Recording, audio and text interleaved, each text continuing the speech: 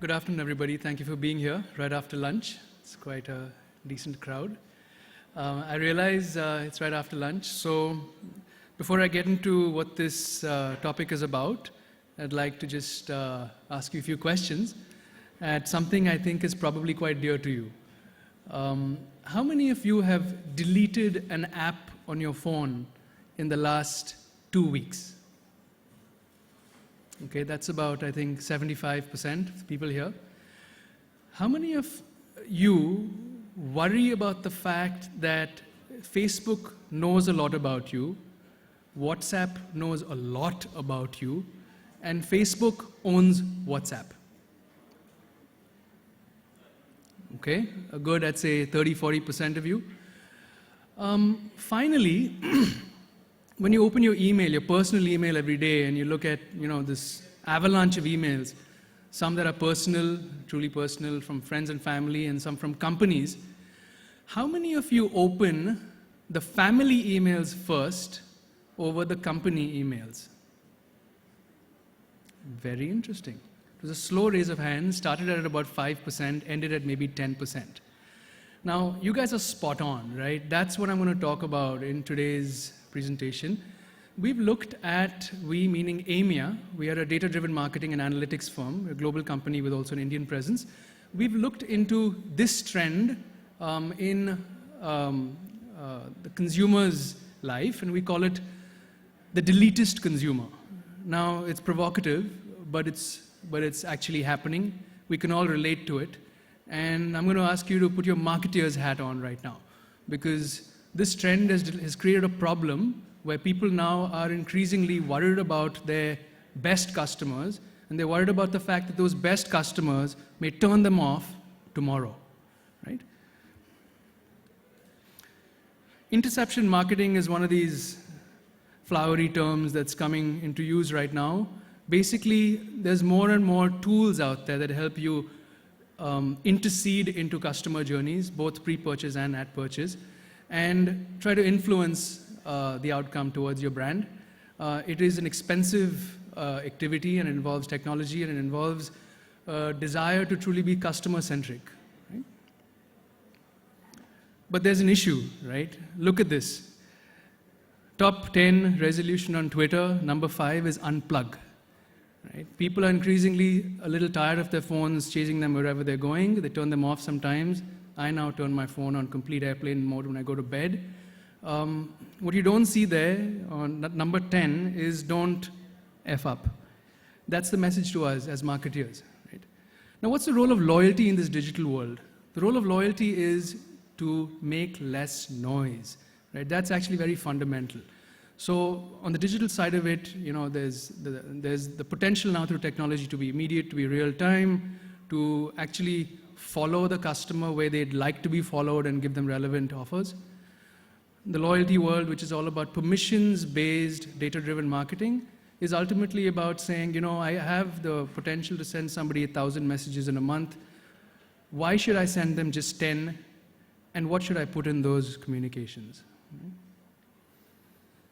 The message I'd like you to think about through this presentation is we must ensure that we use technology to do things for and with consumers and not to them.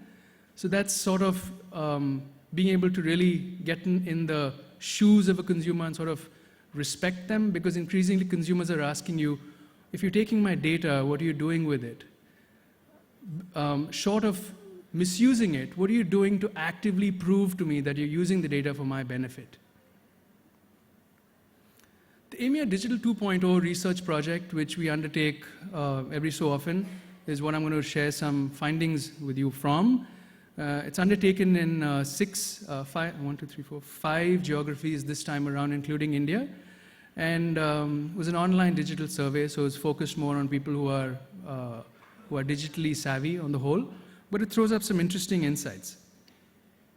The first one, which is very basic, throws up the fact that companies who communicate too much or don't do it in a targeted way have a very negative effect on people, how they view the brand. Flip side of it, communicate well and you'll be recognized for it. So the words used to describe those brands are very positive. Now, putting aside SMS and email, which have been sort of done to death, let's talk a little about apps, right? It's the new frontier. Everybody's sort of muddling around in that space. And we all know Indians are very time-starved. We're especially time-starved because we commute a lot. All our projects are running over. We're just very busy people, right?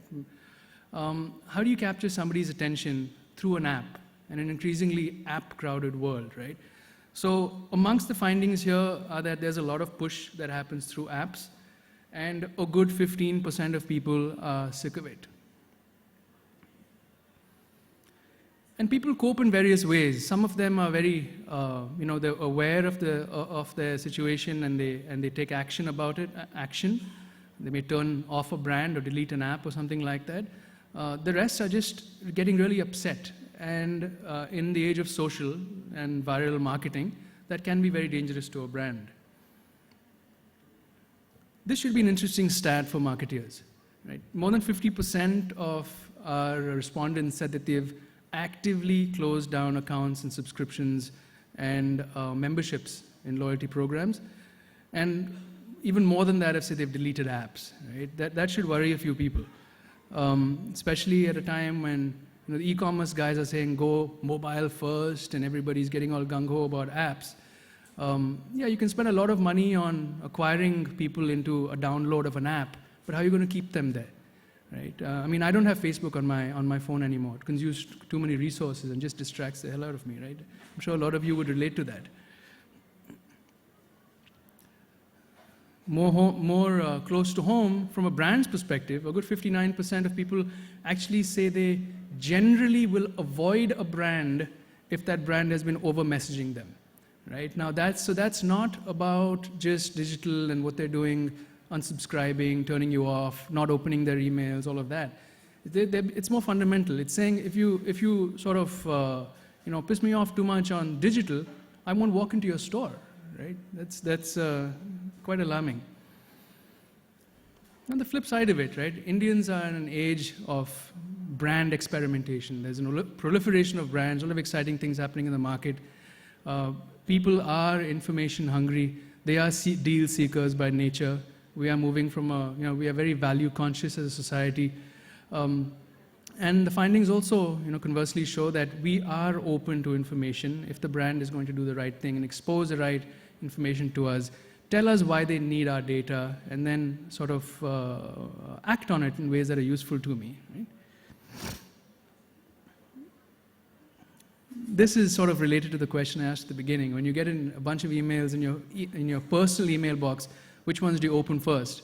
Your personal emails from friends and family or emails from companies? Interesting finding for India compared to all the other geographies we looked at was that Indians like to open the company emails before they open their family emails. I thought that was interesting. I think it speaks probably to the fact that we are looking for things from brands very actively. It could also speak to friends and family emailing us too much, but it's up to you to take away what you'd like from this. As for shopping, a good third of consumers told us that they're open to opening up their location and even social networks to brands in high-frequency categories like grocery. This was interesting to us, right? Some of the more established verticals for loyalty programs, such as airlines, generally tend to enjoy high rates. Generally, anything you offer them, they take it up because it's very service-oriented, recognition-oriented. But in the more commoditized sort of areas, such as shopping, unlike in some other regions where people are sort of turning off location when they're close to a grocer, in India, people are actually open to it, right? So people are in experiment mode. So a grocer or even another retailer could do some interesting things if they approach this, if they approach their target audience well, considering people are open to opening up location on their phone and maybe receiving targeted offers as a result. Now, why are people upset? This is, we all understand this. Privacy is the number one reason. It is, it's in everybody's minds. People are worried, sick about what's happening with their data. every single one of us is wondering what these apps on our phone are doing really.